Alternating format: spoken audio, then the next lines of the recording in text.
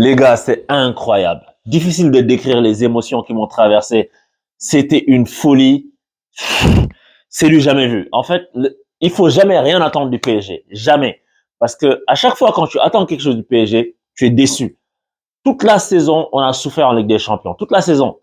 On n'a pas fait un gros match de Ligue des Champions. À chaque fois, on se fait taper. On mène, on maîtrise l'Atlético. On se fait battre à la dernière seconde.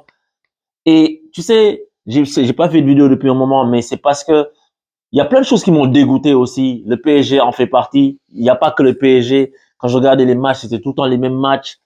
Des choses où il y a plus de folie dans les matchs, il y a plus de génie, il y a rien, tout est stéréotypé. Je fais la même passe, je fais la même sortie de balle. Ça a commencé à me saouler. Moi, j'ai grandi, j'ai vu jouer des Zidane, j'ai des Riquelme, des Aymar, des artistes. J'ai vu Maradona sur la fin de sa carrière. Donc, j'ai une autre vision du football que juste de faire trois tiki-taka. Tu vois, et ça m'avait, et puis mon équipe ne me donnait plus aussi de plaisir en fait. Et ça m'avait dégoûté, un peu éloigné des terrains. Aujourd'hui, comme j'avais dit ce matin, enfin avant le match que j'allais analyser ce match-là, je savais pas que ça allait être un match comme ça. Le PSG, comme je dis tout le temps, le PSG c'est comme l'équipe du Sénégal. Faut jamais rien attendre du PSG. À chaque fois que tu attends rien, c'est là que tu peux être agréablement surpris. À chaque fois. PSG Barça l'année dernière, tout le monde s'attendait à ce qu'on se fasse taper. On a tapé le Barça 4-2, 4-1 chez eux. C'est ça le PSG. Tu viens, tu sais mal embarqué, tu viens, tu renverses les situations.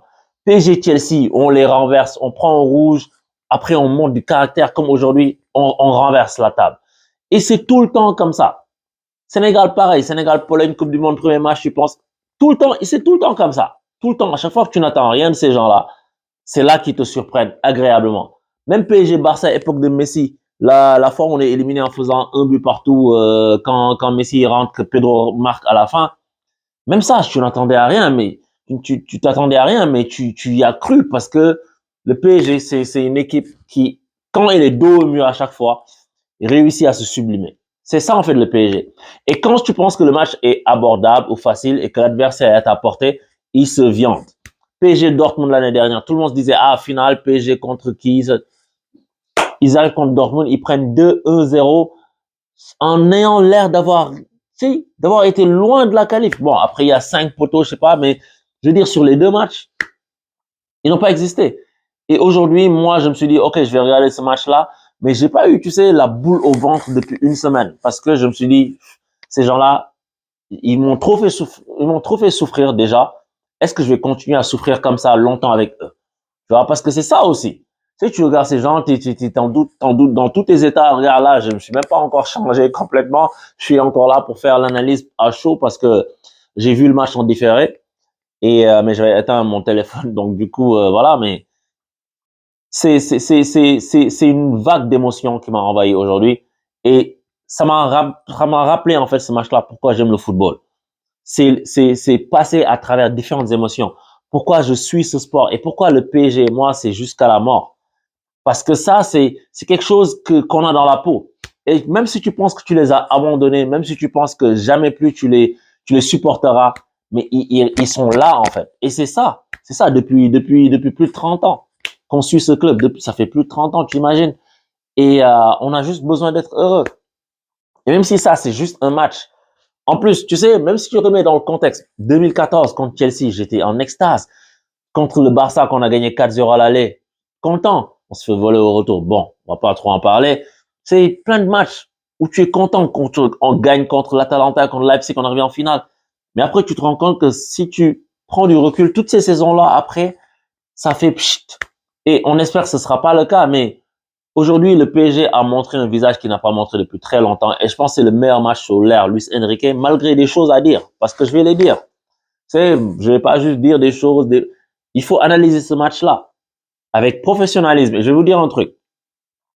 J'ai beaucoup aimé la façon dont le PSG est rentré dans le match avec un pressing très très haut, très très constant, avec beaucoup d'agressivité sur le porteur du ballon et une équipe très haute sur le terrain.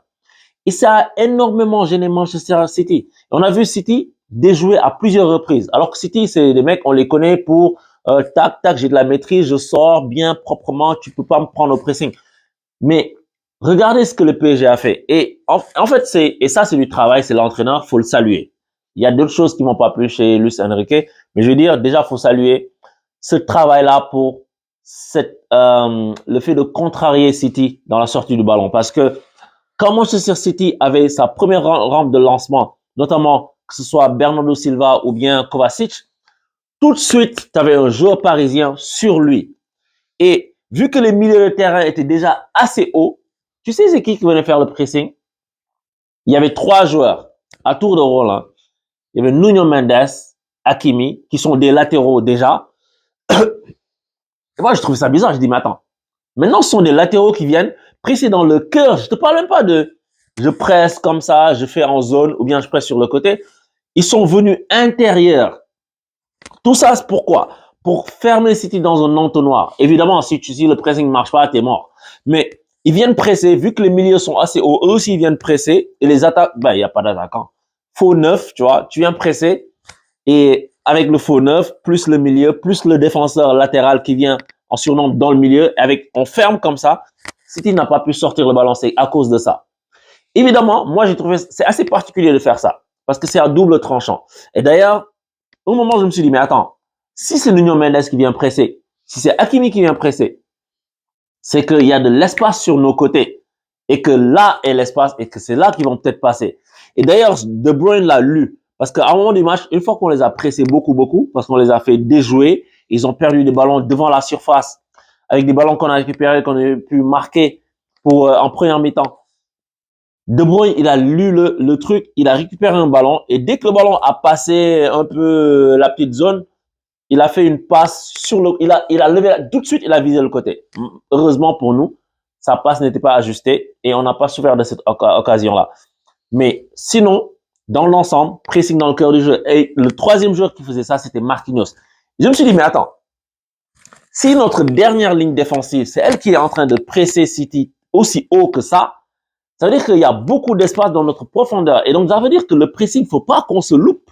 Et heureusement, on s'est pas trop loupé aujourd'hui sur le pressing comme ça. Parce que sinon, on était mort. Haaland, il a montré en première mi-temps, notamment quand City a subi. Haaland a fait un appel dans la profondeur. Il a pu prendre le ballon, se retourner et créer une situation et obtenir un corner, si je me souviens bien. Donc, ça, c'était un danger. Maintenant, il su le continuer grâce à ça. Et le PSG a une bonne défense. Pacho, grand joueur, ce Pacho. Ce Pacho, il ira loin. Je prie. Pour l'instant, secret bien gardé, mais Pacho, on ne pourra pas, se taire longtemps là-dessus. Milieu de terrain. Joao Neves, tu me mets Vitinha. C'est ça qu'on veut voir. Neves, Vitinha, ça, c'est ça qu'on veut voir. Luis Enrique, c'est ça qu'on veut voir. Maintenant, Fabian Ruiz, c'est un joueur, franchement, c'est un gâchis, ce type. Il nous faut un milieu de terrain du niveau autre que Fabian Ruiz. C'est, le gars, il est là, genre, il peut rien faire de décisif. C'est rare. C'est rare, tu vois. Il fait, bon, aujourd'hui, il n'a pas été mauvais, parce qu'il y a des matchs où il a été vraiment mauvais. Aujourd'hui, il n'a pas été mauvais. Il a été correct. Il a été correct. Mais Fabian Ruiz, il pourrait apporter plus au PSG. Malheureusement, c'est pas le cas. Parce que s'il était bon, s'il était juste, s'il pouvait trouver des bonnes passes et tout, on ferait avancer Vitinha et on ferait reculer un autre joueur, ou bien on mettrait un joueur de l'acabit de Vitinha pour jouer devant. Mais Joao Neves, homme du match, il était partout. Le gars, tu te réveilles le matin, il est là. Tu regardes sous ton lit, il est là, comme disait un tutos un jour. Il est là. Il est partout, le gars. Avec une hargne, une rage. Oh my God. Oh, mais ils m'ont fait plaisir. Mais quand tu fais tout ça et que tu marques pas, et quand j'avance ligne par ligne, hein, l'attaque du PSG est indigente. En première mi-temps, le mot qui sied, c'est indigent. Parce que Barcola, Désiré Doué, il a un peu essayé. Mais Barcola, il n'ose pas attaquer son latéral.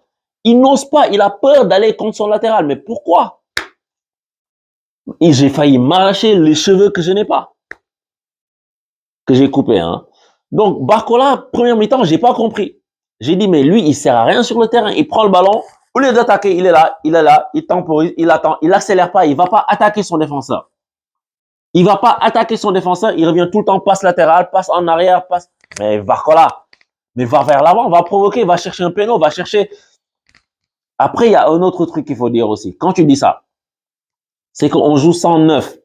Et quand on joue 109, souvent, l'attaquant, s'il va pas percuter, et même s'il percute, il n'y aura personne à pour qui centrer, mais le gars qui joue faux neuf, il est en retrait, il est en retard par rapport à l'action. Donc, ça fait que l'action, elle est ralentie, alors que il aurait pu faire un appel et puis le mec lui donne directement dans la profondeur pour passer son latéral comme ça. Le gars vient se présenter devant le gardien ou se bat contre son défenseur central pour prendre la position préférentielle et aller au but. Mais c'est pas ça qui c'est parce qu'on manque de neuf. À plusieurs reprises, on a manqué de neuf.